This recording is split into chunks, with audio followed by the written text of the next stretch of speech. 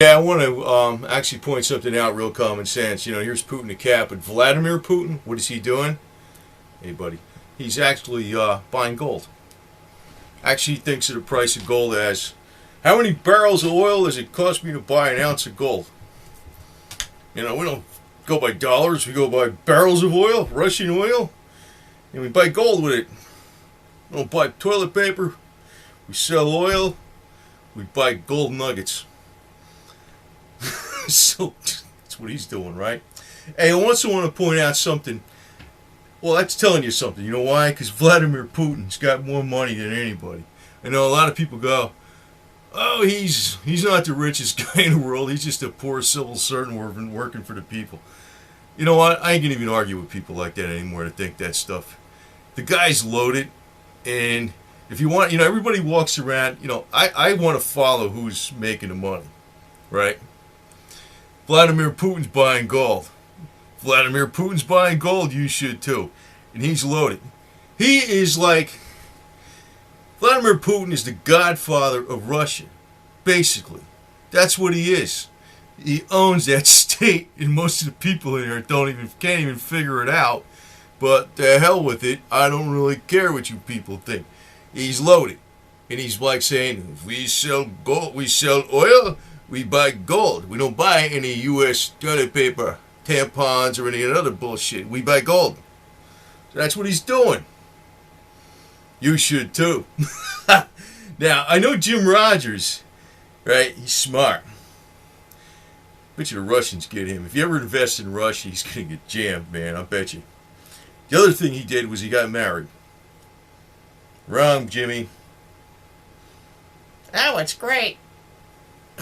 Have fun, buddy. You're going to find out. It'll take a little while. It always takes a little more time, but you'll figure it out, buddy. But anyway, as far as Jim Rogers, I want to recall something. Remember when silver went up to like 48 and it went down to 33 and it went up to 40 and stuff? Well, you know what? I'm going to tell you this.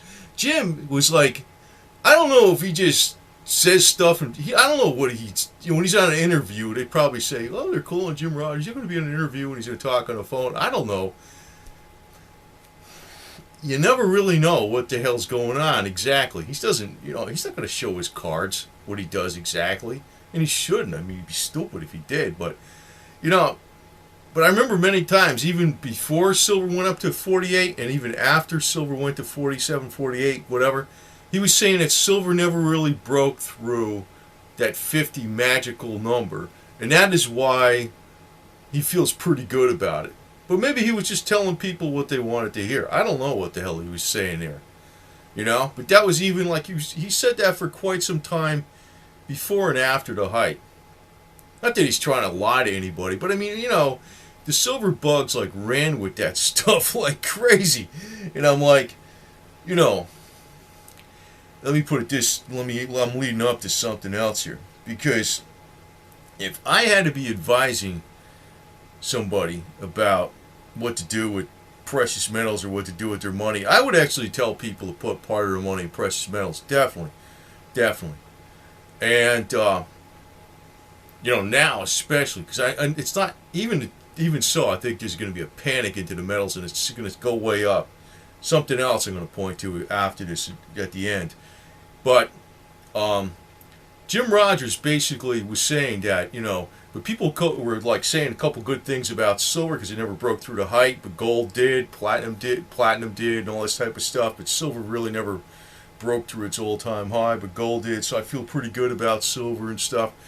But people run with the ball. But I'm going to say this: to some of the people, it's quite obvious. It's plain as 101, and I don't want to say nothing to me, but it's pretty obvious that the people that are the top bloggers and silver pumpers on internet, they're more or less working in cahoots with, say, the people that have major billions invested in silver and gold.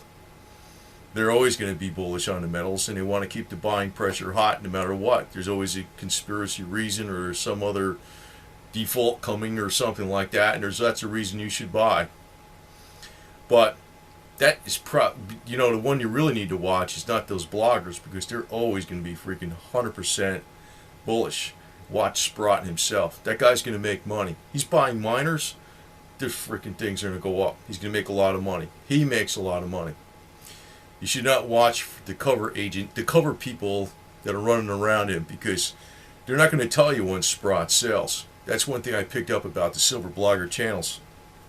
If you were following other things, which I wasn't, I'm following these silver bloggers. I don't follow them anymore.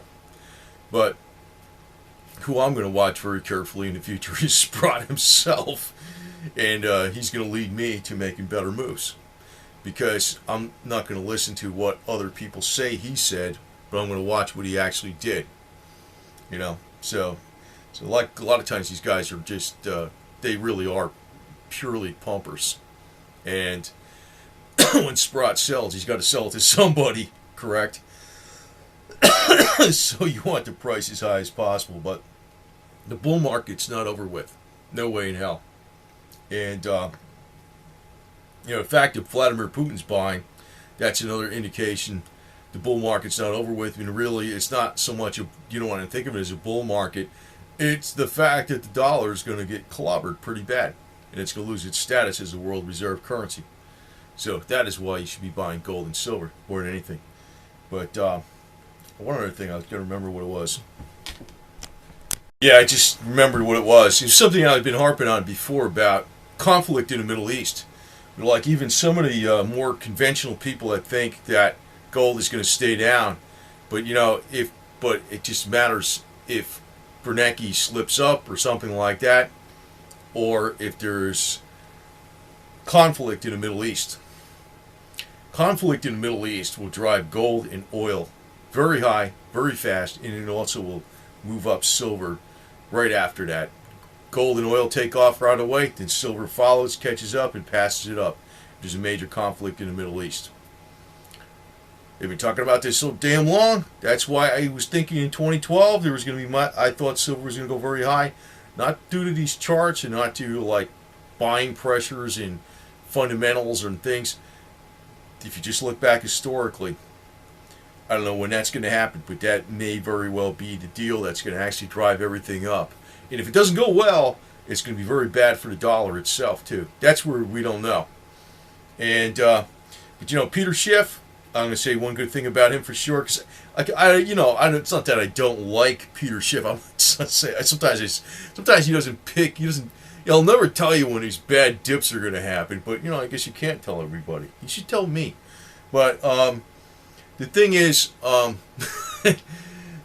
he says that really Ben Bernanke is not like what we had before.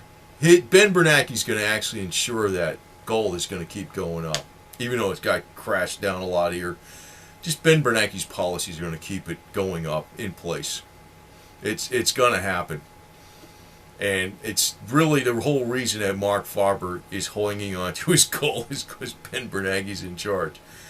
Now, this guy takes a lot of crap, and I don't really dislike Ben Bernanke, to tell you the truth, but I don't think Ben Bernanke's got much choice. He's probably doing the best job he possibly can for the economy in some ways. I don't know. But, you know, I think Mark Farber is totally on the money with this. And also Vladimir Putin is totally on the money, big time. And this guy, you want to look at somebody who's really wealthy, it's Vladimir Putin. If he's having Russia buy gold, that's a smart move. He's not investing in fiat toilet paper U.S. dollars with his oil. You know, if I was like a central bank myself, and I could say, yeah, well, I want to, you know, make these fiat paper notes, and, you know, we'll just rip, you know, I'll write on them, and here, you give me an actual product, and you keep this paper. That's really what's going on. I mean, when we're looking in the United States, like, you know, we're actually exchanging goods amongst each other, we've realized the paper's got the power because it's giving us something in return. But, you know, you start thinking about really what's behind it. You know, Russia, it's like other countries are moving away from the dollar. We're probably not going to see the effect domestically until it really hits us hard. That's why you stick with the gold and the silver, for real. Because what's going on globally, everybody in the world is pretty much moving away from the dollar. You know, and it's like, You know, the United States is in its own little world, so we only see what's going on, you know, at microscopic levels. Ain't a dollar still buying stuff. Vladimir Putin don't want it for his oil. He wants gold nuggets, man. He wants gold.